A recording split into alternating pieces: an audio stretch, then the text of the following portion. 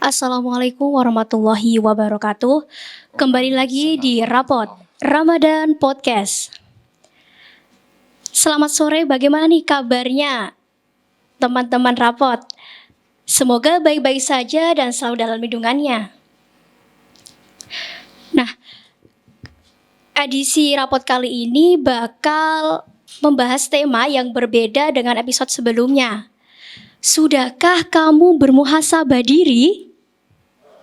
Nah, pada kesempatan kali ini kita langsung saja membahas tema sudahkah kamu bermuhasabah. Langsung dihadirkan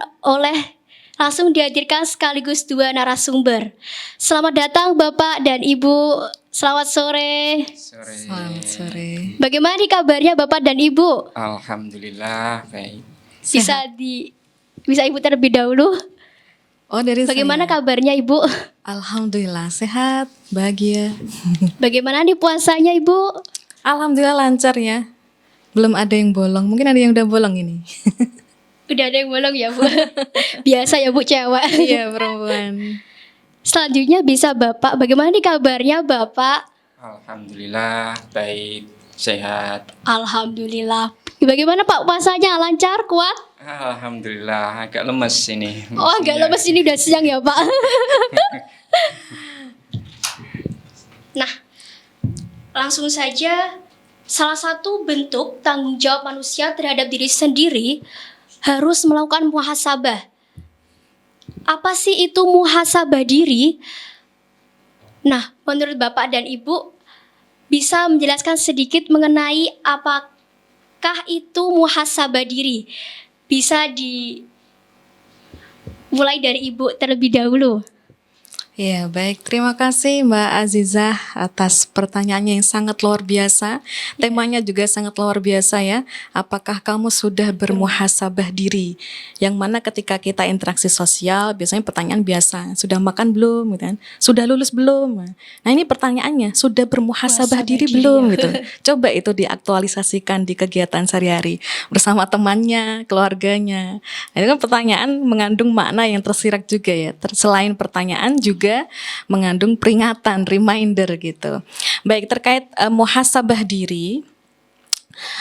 Muhasabah ini seringkali dimaknai dengan introspeksi ya, introspeksi.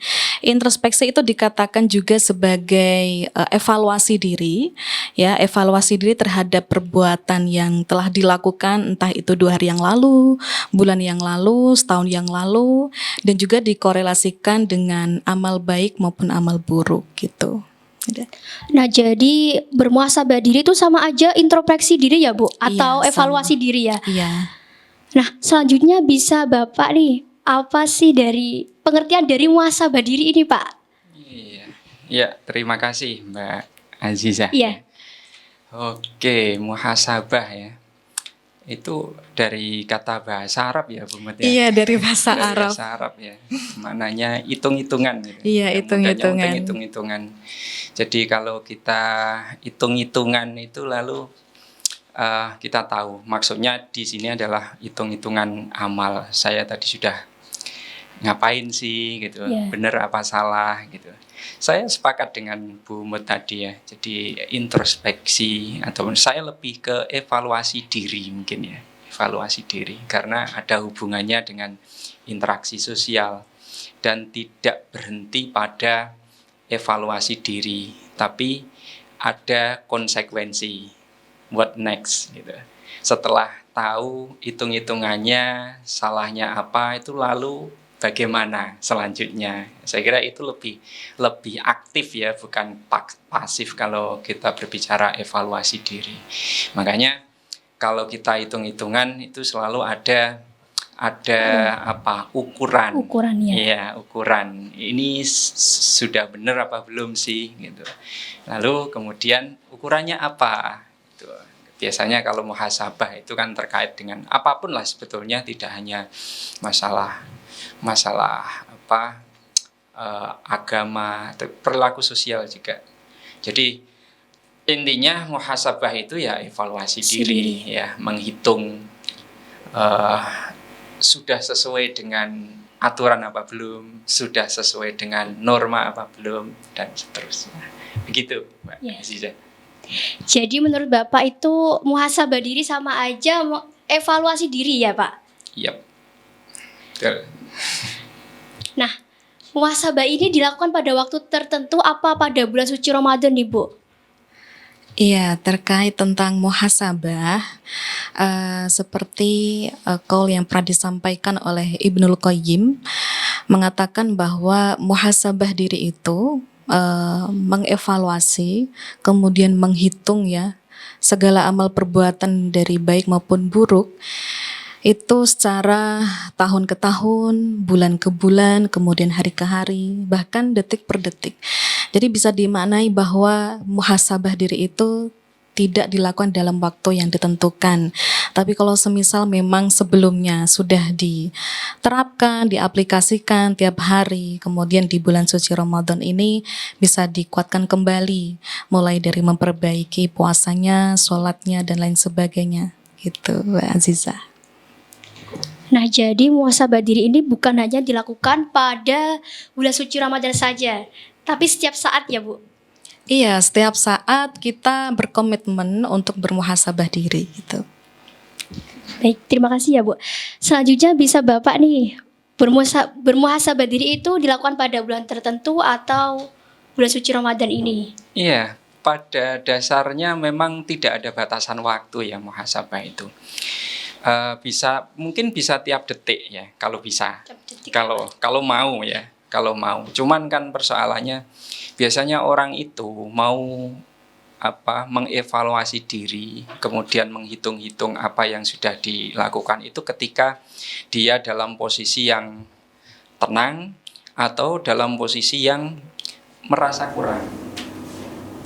Ya, jadi dalam posisi merasa tenang itu kemudian teringat dengan apa yang sudah dilakukan, atau dalam posisi kekurangan, dalam posisi kerentanan itu biasanya baru berpikir ya, merasa lemah dan lain sebagainya. Makanya seringkali muhasabah itu dikaitkan dengan puasa, karena dalam bulan puasa ini kan rata-rata kita lapar ya, merasa ini ya, merasa lemah, merasa rendah dan lain sebagainya, sehingga muhasabah menjadi lebih kena gitu ya. Kalau kita menghitung-hitung, mengevaluasi diri itu lebih kena.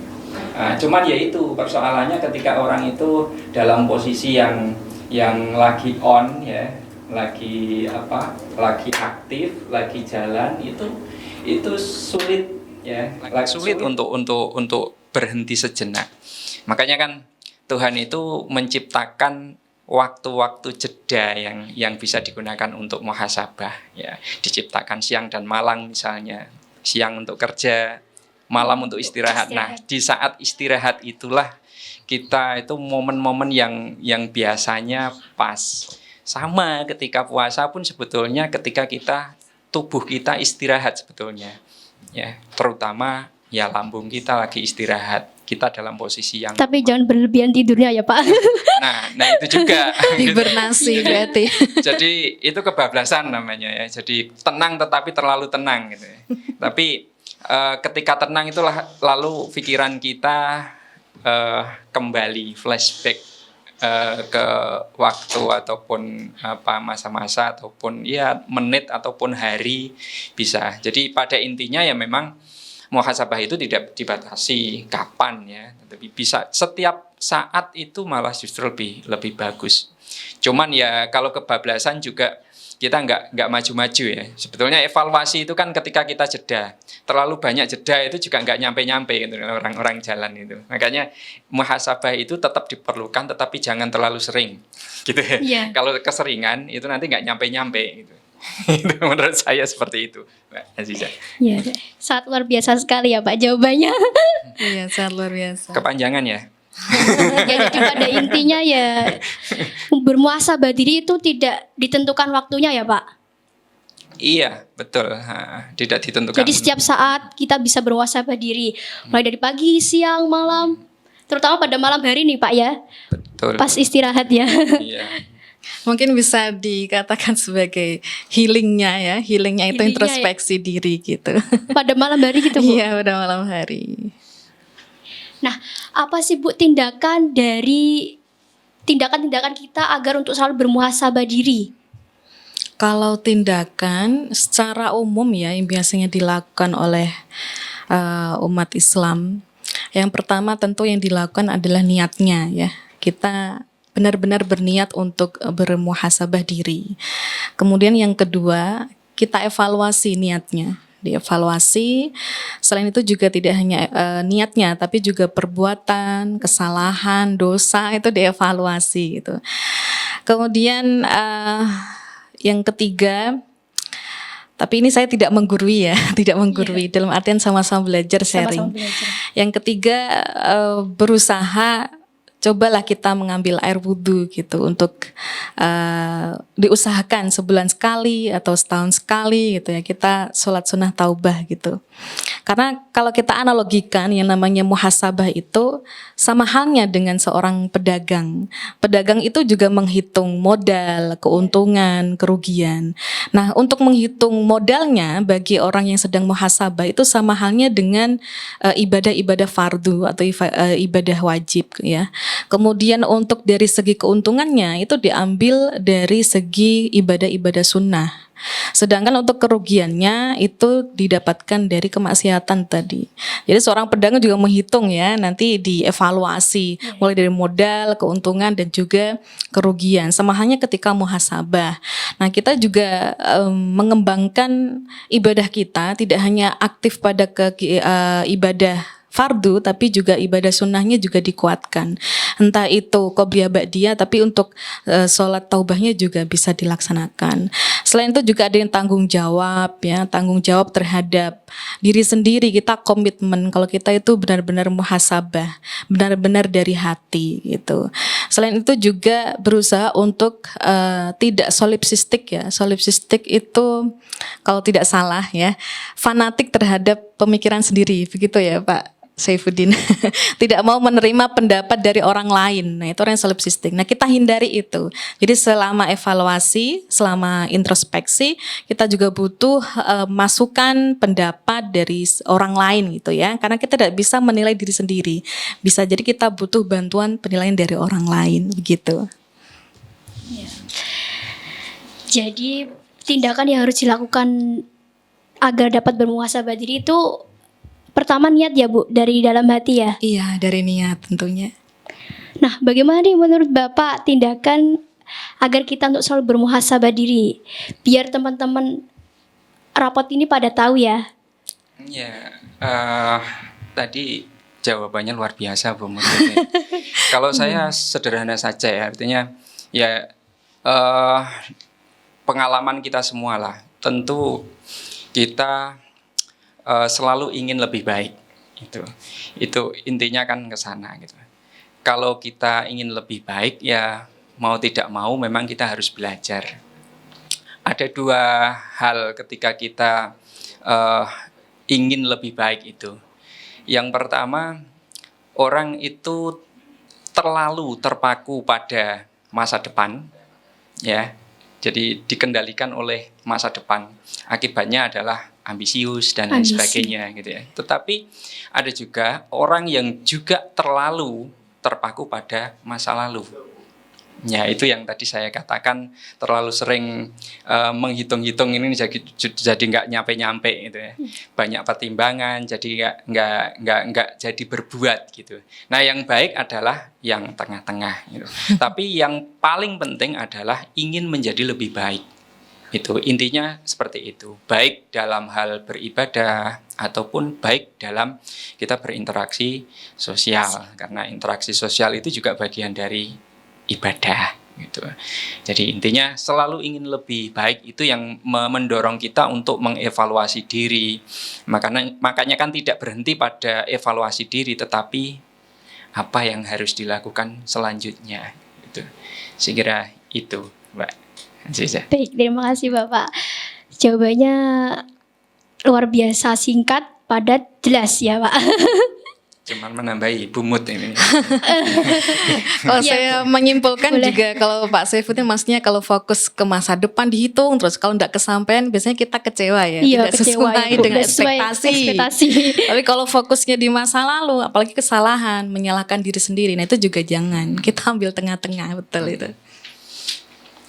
Ya. Nah, menurut Ibu nih apa ya? Bagaimana bermuhasabah diri itu menurut Islam tuh bagaimana ya, Bu? Menurut Islam, kalau menurut Islam tentu banyak standarisasi ya dari kalangan imam gitu. Tapi berdasarkan saya pernah baca jurnal itu tentang konsep muhasabah dalam Al-Quran berdasarkan pemikiran dari Al-Ghazali terkait tentang cara bermuhasabah diri itu ada 6 tahapan. Ini monggo kalau mau dilakukan ya. 6 tahapan itu yang pertama ada namanya musyaratah. Ya, musyaratah itu dari kata syurut, berarti penetapan syarat. Penetapan syarat ini dari akal ke jiwa. Dari akal ke jiwa itu memberikan tugas terhadap jiwa untuk menyucikan diri. Sebagaimana Allah berfirman dalam surat Asy-Syams ayat 9 sampai 10, Bismillahirrahmanirrahim. Qad aflaha man zakkaha wa qad khaba man dassaha. Yang mana artinya bahwa sungguh orang yang beruntung ya, sungguh orang yang beruntung bagi mereka yang menyucikan jiwanya. Kebalikan juga orang yang merugi bagi orang yang mengotorinya.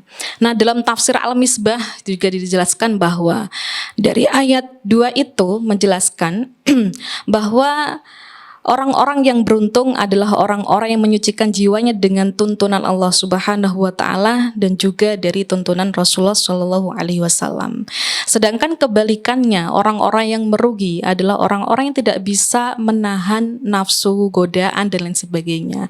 Tapi yang namanya manusia ya, sesuai dengan kemampuan masing-masing. Nah, itu dari musyaratah, belum muraqabah. Muraqabah itu berarti kita hanya memperhatikan ya, perhatian kita itu hanya tertuju pada Allah. Kita selalu merasa diawasi gitu ya. Sesuai dengan firman Allah yang ada di surat An-Nisa itu ayat 1 yang bagian 4 terakhir ada lafaz yang yaitu innallaha kana 'alaikum raqiba, bahwa sesungguhnya Allah itu selalu mengawasimu. Nah itu. Kemudian yang ketiga ada yang namanya muhasabah, muhasabah introspeksi. Kemudian yang keempat ada yang namanya muaqabah. Kalau orang-orang pondok mungkin pernah mendengar kata iqab. Iqab itu artinya hukuman. Nah, kita juga memberikan hukuman atau sanksi terhadap diri sendiri. Tapi maksudnya gimana kalau memberi hukuman terhadap diri sendiri? Bukan berarti dihukum seperti kriminal tuh enggak ya. Dalam artian contoh semisal kita dihadapkan suatu makanan tapi makanan itu syubhat. Ya, karena sifatnya syubhat, entah itu syubhat dari segi wujudnya atau dari segi pemerolehannya, maka kita berusaha bagaimana caranya kita memberikan iqab terhadap diri sendiri untuk tidak memakannya, tapi lebih memilih untuk menahan rasa lapar. Kalau memang mampu, tapi kalau dari segi sekitarnya tidak ada apa-apanya dan keadaan kondisi fisik juga lemah, ya mau tidak mau memang harus dimakan gitu. Nah, selain ada muaqabah, ada yang namanya mujahadah. Mujahadah berarti sungguh-sungguh. Ada kesungguhan. Sebelumnya ada iqab, hukuman. Nah, hukuman itu wujud dari kesungguhan itu tadi. Dan yang terakhir ada yang namanya mu'tabah. Kalau mu'tabah itu mencela. Ya, jadi bukan hobinya netizen saja yang mencela ya. Jadi diri kita juga boleh mencela, tapi mencela apa? Mencela nafsu kita sendiri gitu. Ya, kita tegur gitu ya, kita evaluasi supaya nafsu kita itu mulai dari tahap nafsu lawamah ya kan, tahap nafsu yang penyesalan terhadap kesalahan, dilanjutkan ada harapan menjadi nafsu mutmainnah sesuai nama saya ya, menjadi tenang ya. Kalau tenang itu berarti masuk pada kelompok manusia yang ridho dan diridhoi oleh Allah Subhanahu wa taala. Itu ya. Jadi pada intinya tadi apa, Bu? Ada musyaratah ya, ada muraqabah, ada muhasabah, ada muaqabah ya kan? Ada mujahadah, kemudian ada mu'tabah. Panjang. Ada 6 tahapan ya, Bu? Ya, ada 6 tahapan itu menurut dari Al-Ghazali gitu. Nah, baik Bu, terima kasih. Menurut Bapak, bagaimana nih Pak muhasabah diri menurut Islam? Udah dijawab Bumut tadi. Saya jawab praktek aja lah. Bagaimana kita praktek bermuhasabah menurut Islam ya. Jadi kalau nggak salah daunnya Sayyidina Umar ya, hasibu Ya, qabla antu hasabu. Nah, jadi berhitung-hitunglah ataupun berevaluasi dirilah sebelum kamu dievaluasi. Nah, kalau kita maknai lebih dalam dan kita kembalikan kepada diri kita sendiri, kita itu sering memposisikan diri pada posisi yang menghitung, padahal itu bukan tugas kita kan. Jadi yang bertugas berhitung adalah ya yang maha kuasa kan, yang menilai. Cuman kita seringkali menghitung orang lain, menilai orang lain, menjudge orang lain, sehingga kita lupa posisi kita itu adalah menghitung diri kita sendiri, mengevaluasi diri kita sendiri agar lebih baik gitu. Jadi prakteknya ya kurang-kurangilah menghitung orang lain gitu, menghisap orang lain daripada mending kita bercermin pada orang lain boleh, tetapi menjudge orang lain itu enggak boleh. Enggak boleh, gitu. ya, Pak. Saya kira makna dawuh Sayyidina Umar itu dalam banget, itu mengingatkan kepada kita bagaimana praktek bermuhasabah menurut Islam itu. Selain tadi tahap-tahapannya itu sangat runtut sekali seperti yang disampaikan oleh Bumut itu ya. Cuman ya itu kadang-kadang kita ya mungkin sudah melakukan itu tetapi nggak paham itu. Ini pada tahap apa sih sebetulnya gitu. Yang paling gampang ya wis lah kita mengevaluasi diri, apa yang sudah saya lakukan seharian tadi lah minimal. Kemudian apa yang perlu diperbaiki dan apa yang perlu ditingkatkan. Saya kira itu ya. Itu menurut pengalaman praktek Islam sebetulnya itu. Ya, Islam terapan. Islam terapan. Nah, sebelum saya tutup, ada pesan dan kesan nih Pak, Bapak dan Ibu agar pesan dan kesan agar senantiasa untuk bermuhasabah diri. Bisa dimulai dari Ibu terlebih dahulu, pesan dan kesan untuk para teman-teman rapot nih. Baik, terima kasih Mbak Aziza. Terkait pesan dan kesan, kembali lagi ya, saya itu tidak menggurui juga ya, karena muhasabah ini termasuk kegiatan pribadi yang personal, yang mana kita memperbaiki hablum minallah dan juga hablum minannas gitu. Dan kualitasnya juga yang menilai itu hanya Allah. Saya juga tidak bisa menilai gitu ya. Tapi sebagai umat Islam, kita berusaha untuk selalu evaluasi apapun itu, mulai dari hal yang paling sederhana ya. Jangan terlalu kalau tadi yang saya jelaskan memang ada beberapa part yang bisa dikatakan agak berat, tapi untuk praktiknya ya itu biqadril istitoah ya, semampunya kita untuk bisa evaluasi diri. Dan apapun itu yang kita lakukan ya, jangan lupa bahwa kontribusi Tuhan itu selalu ada. Ya, apapun itu, kalau kita mengambil keputusan, ya ambil prodi KPI gitu contohnya, nah, itu ada kontribusi Tuhan ya, meskipun entah itu pilihan pribadi atau pilihan orang tua dan lain sebagainya, bisa jadi kontribusi Tuhan di situ ada kesuksesan yang bisa kita ambil seperti itu. Ya. Baik. Nah, bagaimana menurut Bapak pesan dan kesan agar untuk senantiasa bermuhasabah diri nih, agar teman-teman rapot pada tahu? Iya, sesuai dengan apa yang tadi saya sampaikan ya, mungkin ibarat orang menuju satu tujuan naik motor itu ya kadangkala kita harus ngegas gitu. Kadangkala kita harus ngerem gitu. Cuman persoalannya kita harus tahu kapan kita harus ngegas dan kapan kita harus ngerem gitu. Itu yang paling penting ya, pemahaman sederhananya gitu. Jadi muhasabah itu ya ketika kita ngerem itu ya muhasabah. Jadi kalau kita lagi ngegas ya ngegas saja gitu. jangan pas naik direm, pas turunan digas, bahaya itu. Bahaya. Makanya Bahaya. ya kita hidup itu kan menuju satu tujuan gitu kan. Nah, jadi bagaimana jalan kita itu bisa selamat, ya itu kadang-kala ngegas, kadang-kadang ngerem. Banyak liku-likunya ya Pak. Siap. Kayak lagu ya. Monggo kalau mau nyanyi. Mood Pak Ima aja. Vokalis. Masalahnya bukan dapur ini rekaman. Biar tambah seru ya Bu. Iya. Saya Siti Nur Aziza pamit undur diri dan jangan lupa saksikan next episode di channel YouTube KPI IAIN Kudus Official dan jangan lupa di subscribe ya dan jangan lupa juga follow IG @KPI_Kudus. Semua informasi bakal terupdate di situ.